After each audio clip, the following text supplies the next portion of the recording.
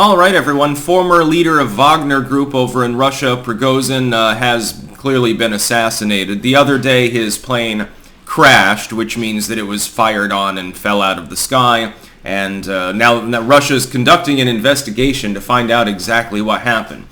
You all know what happened. He was killed by Putin. There's no realm of reality in which I would consider it coincidental. He tries to, or he threatens to try, to overthrow the Russian government or upend its military order, and then he ends up dying shortly thereafter. I'm sure that these two things are in no way related whatsoever. I'm sure that Putin was perfectly happy with him simply going into exile in Belarus or stomping on down to Africa to help with the Nigerians or something like that. That was never sensible. And the reason why I think most other people didn't bother to state the obvious is because of how obvious it is, which is that Prigozhin was effectively living on borrowed time. Putin let him off the hook very briefly and then decided, a little bit later, okay, it's time to press the trigger. Once the moment's right, you show a little bit of strategic patience. You don't need to kill him right away. You need to kill him far enough away from when he staged his march on Moscow attempt for plausible deniability purposes when everyone really knows what happened. Now, why would this occur? Because, of course, he had apparently made a sort of deal with the Kremlin, supposedly, and then he sort of leaves. Why would you kill him then? Because he challenged you.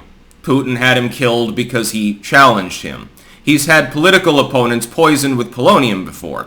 In Russian state politics, people who haven't studied anything about the backstory, the history, etc. in that part of the world don't seem to understand something. It's not like in the West where when you have a political opponent assassinated, you try to do it in as subtle a manner as possible. When they assassinate someone in the United States, for example, they try to make it as non-obvious as they can, cover up the evidence as much as possible. It's all very hush-hush. The idea is that assassination is considered not to be a show of power, as it is in Russia, by a political leader. It's considered to be a form of corruption, of tyranny. I would agree with the assessment, by the way. It still happens, but you try to make it less obvious. Unless you're making a very bold political statement, as is the case, for example, with Jeffrey Epstein. Epstein was assassinated.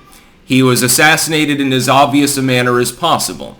This is because they wanted the public to know he had been assassinated. It was a show of force by the unipartyists who had gone to Rape Island. Basically, don't fuck with us, this will happen to you. And hey, other peddlers out there that we work with, the same will happen to you if you get caught. So make sure to be very, very careful about your underground operations in Haiti or Rwanda or in Thailand. With Prigozhin, he was very obviously assassinated. Oh yeah, his plane just crashed. Coincidence happens all the time. Coincidences don't happen as often as people think with regards to such things. The fact is that Putin did this in order to tell everyone else effectively, I'm in control. You're going to listen to me. You're not going to be given a choice, and your jet will magically crash while you're flying around. If you should fuck around, you will find out.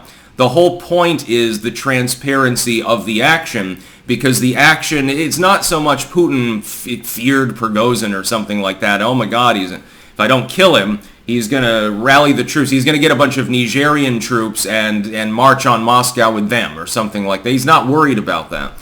The only thing that can worry you as a state leader in a more or less autocratic sort of oligarchic fusion system is people perceiving you as weak. If they perceive you as weak, then you get assassinated. It happens all the time in certain parts of the world. It's effectively a cultural remnant from the way and style of civics and diplomacy that happened yesteryear.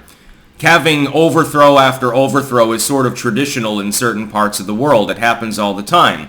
Putin's hoping to be one of those leaders who never gets overthrown and establishes a dynasty that at some point will be overthrown, and it will happen. Maybe in our lifetimes, maybe not. It remains to be seen.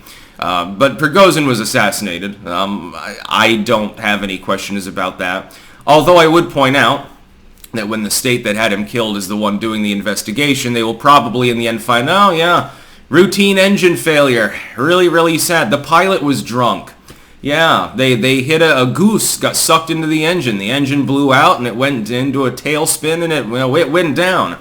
The odds are like a 1 in a million for any of those things happening, though.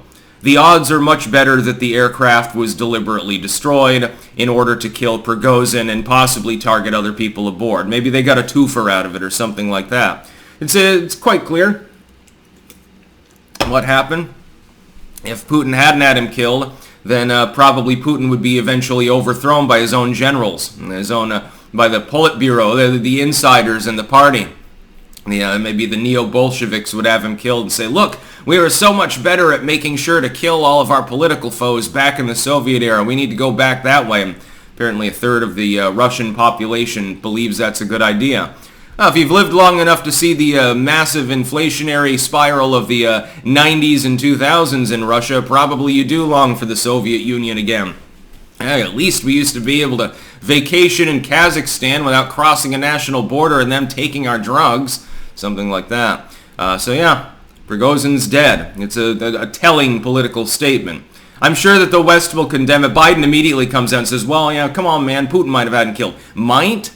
It doesn't take a goddamn rocket scientist to understand what just occurred and exactly why. When the Western leaders mincing their words with regards to the situation, it's like, why even bother? I thought Russia bad. Well, then just condemn Putin for assassinating a once political opponent or something like that. That's about all. Peace out.